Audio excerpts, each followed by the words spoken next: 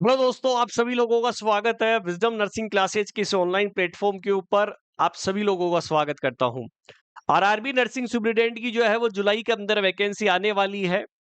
और जब नोटिफिकेशन जारी होता है तो बहुत सारी चीजें मैं आप सभी लोगों के लिए एक चीज लेकर आया हूं जो हम अक्सर गलती करते हैं। और इस गलती की वजह से इस बच्चे को जो है वो खामियाजा भुगतना पड़ा है। अभी रिसेंट के अंदर 8 तारीख को 8/6/2026 को एक नोटिफिकेशन जारी हुआ है आरआरबी के थ्रू।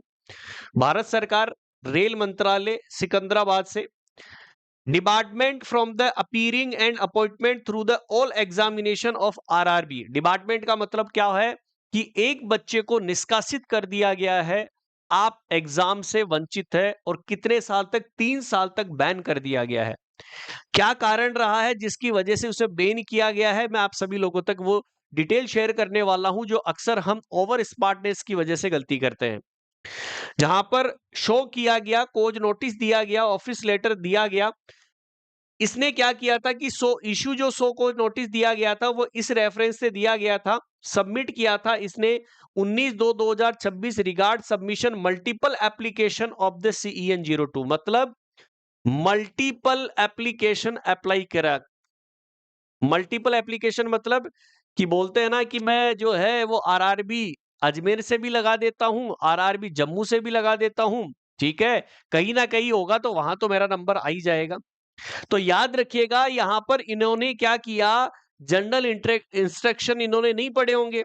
मैं आपको फिर से बता दूं कि इन्होंने मल्टीपल एप्लीकेशन जो है वो फिल किया, एनालिसिस किया। जब यहां पर उन्होंने तो रिप्लाई आया, रिप्रेजेंटेशन, 2 एप्लीकेशन किए। एक एप्लीकेशन आरआरबी बिलासपुर में किया, दूसरा आरआरबी अहमदाबाद में। जिन्होंने इन्होंने क्या किया, एप्लीकेशन को किया और इन्होंने 3 साल के लिए डिपार्टमेंट कर दिया गया है इस बच्चे को। अब वो 3 साल तक मतलब 2029 तक ये फॉर्म फिल नहीं कर पाएगा बच्चा।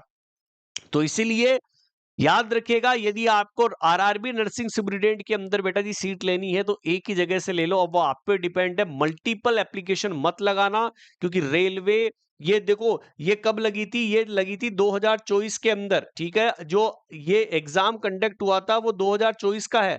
यहां पर CEN02 2024 लिखा है, टेक्नीशियन ग्रेड सेकंड का। ठीक है, पैरामेडिकल के अंदर CEN02 2024, लेकिन बैन अब किया है। तो इसका मतलब बाद में भी यदि आप जो है अलग फॉर्म फिल करेंगे तो एनालिसिस के तौर पर जो है यदि मिला तो दोस्तों डिपार्टमेंट कर दिया जाएगा। तो ये चीज आपको ध्यान रखिएगा।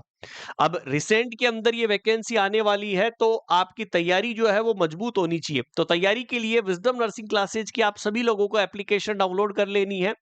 जहां पर आपको संगम बैच मिलेगा, नर्सिंग फाउंडेशन कोर्स। ये ऐसा बैच है जहां पर आप सिंपल से हर एक चीज पढ़ेंगे और कॉम्प्लेक्स तक हर एक चीज पढ़ने वाले हैं।